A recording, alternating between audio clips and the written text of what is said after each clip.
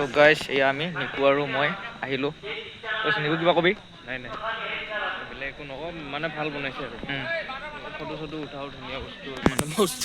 তো গাইছ অহাকালি যিহেতু কষ্টাষ্টমী পূজা, আজিৰ পৰাই যিহেতু আমাৰ পূজা চলি আছে, তো গাইছ আপোনালোকে ভিউটো চাওকচোন। ইফালে আমাৰ আছে গৰখীয়া মন্দিৰ, য'ত নেকি আমি কালি ৰাতিপুৱাৰ পৰা একদম পূৰা কি বুলি কয় আৰু গোটেই গাঁৱৰ উতলা অঞ্চলত যিমান মানুহ আছে, উতলা অঞ্চলৰ বাহিৰৰ মানুহবিলাকো আহিব, আহি কিনে ইয়াত শৰাই আগবঢ়াব। তো তেনেকৈ চলি থাকিব পূজা, মানে মেলা টাইপ হয় আৰু। তো গাইছ আপোনালোকে এইফালে চাওক, এইফালে আমাৰ এইটো লাইটিং কৰিছে, এইফালে পূজাৰ মেইন পেণ্ডেলটো আছে, আৰু এইফালে আমাৰ জুবিন দাৰ আৰু এইফালে আমাৰ জুবিন দা, আৰু সেই চাইডটোত আছে আমাৰ ইফালে আনন্দ মেলা টাইপ, মানে যিমান খোৱা লোৱা চব হয় আৰু সেইটো চাইডত হয়, আৰু সেইটো চাইডে হয় আৰু মানে জেলেপি দোকান, হোটেল, ফাষ্টফুডৰ দোকান চব।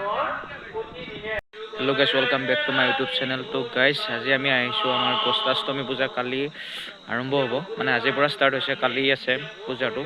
তো গাইছ সেয়া আপোনালোকে ভিউটো চাওকচোন।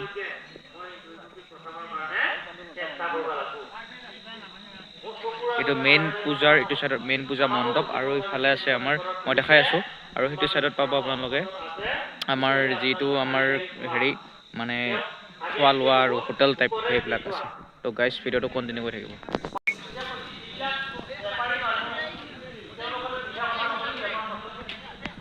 তো গাইছ এইটো মেইন মন্দিৰটো, আৰু ইফালে এটা আছে আমাৰ চেলফি পইণ্ট।